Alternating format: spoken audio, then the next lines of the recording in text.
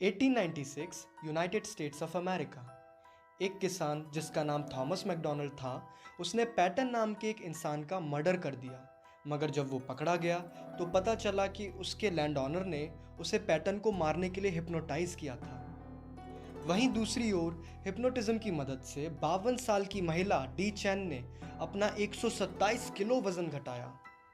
एक 47 साल का आदमी जिसे टेस्ट और एग्ज़ाम देने से बहुत डर लगता था, वो कोई भी टेस्ट या एग्ज़ाम को हैंडल ही नहीं कर पाता था, और अगर जब भी कोई एग्ज़ाम दे भी देता था तो उसका रिजल्ट हमेशा ही खराब आता था। उसने हिप्नोथेरेपी की मदद से अपने इस डर को हटाया और एक एग्ज़ाम में 96% स्कोर करने में सफल रहा। हमने हिप्नोटिज्म के बहुत से ऐसे किस्से सुने होंगे, पर क्या ये सिर्फ किस्से हैं या फिर इनके पीछे कोई साइंस है? और अगर है तो ये काम कैसे करती है? इसे समझने के लिए हमें पहले समझना होगा कि आखिर ये हिप्नोसिस है क्या।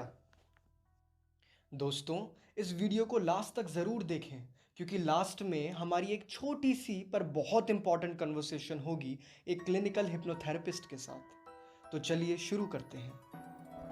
दोस्तों, हिप्नोटिज्म एक आर्ट है जिसकी मदद से किसी भी इंसान की मानसिक स्थिति को बदला जा सकता है, और वो व्यक्ति उस इंसान के हिसाब से या उसके इशारों पर काम करना शुरू कर देता है जिसने उसे हिप्नोटाइज किया है। पहले हिप्नोटिज्म एक रहस्यमयी शक्ति, जादू या चमत्कार की तरह देखा जाता था, पर अब इसकी सही ढंग से साइंटिफिक स्टडी की जाती है। हिप्नोटिज्म इंसान से वो सब करवा सकता है जो हिप्नोटिस्ट चाहता है। वो किसी भी इंसान को गूंगा, बहरा या अंधा महसूस करवा सकता है। हिप्नोटिज्म के जरिए इंसान सब कर सकता है जो वो नॉर्मल स्टेट में करने की सोचेगा भी नहीं। बाद में वो सब भूल जाता है कि जब वो हिप्नोटाइज था तो क्या क्या हुआ। आजकल हिप्नोटिज्म का यूज़ पेशेंट्स के ट्रीटमेंट के लिए भी किया जाता है। हिप्नोटिज्म की मदद से इंग्लैंड के डॉक्टर डेल अपने पेशेंट्स के दांतों का इलाज बिना दर्द महसूस कराए किया करते थे।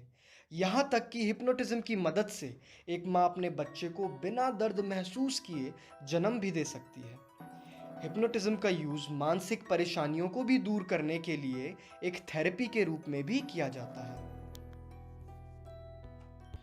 तो चलिए समझते हैं कि आखिर हिप्नोसिस के पीछे क्या साइंस है। पर इससे पहले हमें अपने मन यानी माइंड को समझना होगा। हमारे माइंड के दो पार्ट होते हैं, कॉन्शियस माइंड और सबकॉन्शियस माइंड, जिन्हें हम चेतन मन और अवचेतन मन भी कहते हैं। हिप्नोसिस हमारे सबकॉन्शियस माइंड यानी अवचेतन मन पर काम करता है। पर सबसे पहले चलिए बात करते हैं कॉन्शियस माइंड यानी चेतन मन की। जो भी काम हम कॉन्शियसली करते हैं, मतलब अपने पूरे होशो आवाज़ में करते हैं, वो हमारे कॉन्शियस माइंड की मदद से ही होता है। जैसे कि हमारी विल पावर यानी इच्छा शक्ति। टेम्पररी मेमोरी वो मेमोरी होती है जो हम डेली यूज़ करते हैं, जैसे अपने घर जाने का रास्ता याद रखना, अपने दोस्तों के नाम याद रखना। एनालिटिकल थॉट प्रोसेस वो होता है जहां हम अपनी प्रॉब्लम्स को आइडेंटिफाई करते हैं, उसे समझते हैं और उसके सॉल्यूशंस ढूंढते हैं, और ये सारा काम हमारे कॉन्शियस माइंड की मदद से होता है। हमारा कॉन्शियस माइंड ही हमारे सारे डिसीजंस भी लेता है। रैशनल थिंकिंग, जो भी हमारा बिहेवियर किसी सिचुएशन के प्रति होता है या जो भी हम करते हैं, उसके लिए रीजंस कॉन्शियस माइंड ही देता है। जैसे कि मैं ड्रिंक करता हूँ, इससे मैं रिलैक्स होता हूँ। अब सच में रिलैक्स होता हूँ या नहीं ये अलग बात है, पर जो खुद को रीज़न दिया वो कॉन्शियस माइंड देता है। तो चलिए अब समझते हैं अपने सबकॉन्शियस माइंड यानी अवचेतन मन के बारे में।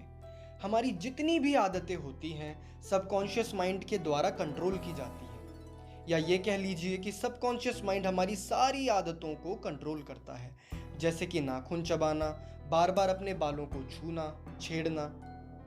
सबकॉन्शियस माइंड हमारे सारे इमोशंस को भी कंट्रोल करता है, जैसे लव और हेट। हमारी लाइफ में जो कुछ भी हुआ वो हमारे सबकॉन्शियस माइंड में स्टोर हो जाता है, और इसे हम परमानेंट मेमोरी भी कहते हैं, जिसमें लाइफ में आपने जो कुछ भी देखा, सुना, सूंघा या महसूस किया, सब स्टोर रहता है। कॉन्शियस माइंड की जो लैंग्वेज होती है वो लॉजिक यानी कॉन्शियस माइंड वो होता है जहां हम अपने लॉजिक का यूज़ करते हैं, और सबकॉन्शियस माइंड की लैंग्वेज होती है इमेजिनेशन, यानी सबकॉन्शियस माइंड में हम इमेजिनेशन की बात करते हैं।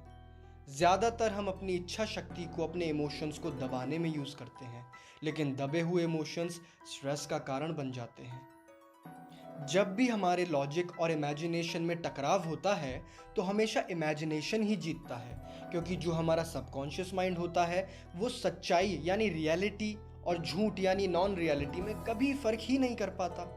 सबकॉन्शियस माइंड के लिए सब कुछ रियल ही होता है। तो चलिए अब समझते हैं हिप्नोसिस के बारे में।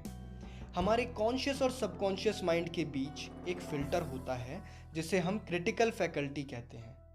क्रिटिकल फैकल्टी एक सिक्योरिटी गार्ड की तरह काम करता है, जो हमारे सबकॉन्शियस माइंड में या कहें तो बिलीफ सिस्टम या परमानेंट मेमोरी में जो भी इंफॉर्मेशन जाती है उसे फिल्टर करता है।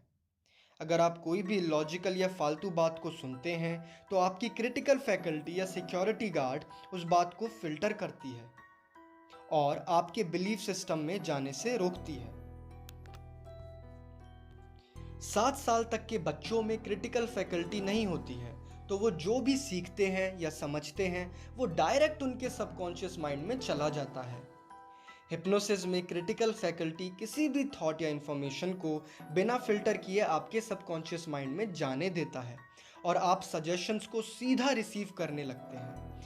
या कह लें कि हिप्नोटिज्म में आपकी क्रिटिकल फैकल्टी को सुला दिया जाता है, जिससे कि सारे सजेशंस बिना फिल्टर किए आपके सबकॉन्शियस माइंड में डायरेक्टली चले जाते हैं। और सबकॉन्शियस माइंड का मतलब आपकी प्रोग्रामिंग और बिलीफ सिस्टम है, तो आप उस पर बिलीव करना शुरू कर देते हैं जो कि आपको कहा गया है।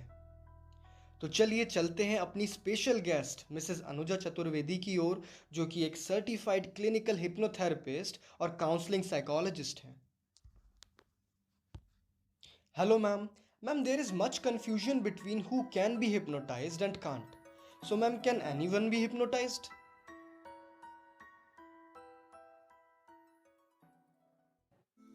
Yes, everyone can be hypnotized. Even it is a natural process. Everyone experience auto hypnosis when you are watching your favorite show or you are going to sleep. So it's just a matter of recognition. Otherwise, everyone can be hypnotized. Ma'am, when we use hypnosis as a therapy, what are benefits? There are numerous benefits of using hypnotherapy. If you will check statistics, then you will find when we use psychoanalysis, then recovery rate is only 38% after hundreds of sessions. When we use behavior therapy, then recovery rate is about 72% after 22 sessions. When we use hypnotherapy, then recovery rate is far high. It's more than 90% after 6 or 7 sessions. So that is the biggest benefit, that it's time and cost effective. Ma'am, what does it feel to be hypnotized? Most of the time, a person feel good and relaxed after the session, after get hypnotized. But it's matter of readiness of client. It's a two-side process. So if a client is not ready, if a client is struggling or challenging, then maybe the person can report a bit heaviness or headache after the session. But most of the time, everyone feel good and relaxed. Thank you friends for investing your precious time in this video. I hope you liked the video. So please like, subscribe and press the bell icon for such more informative content.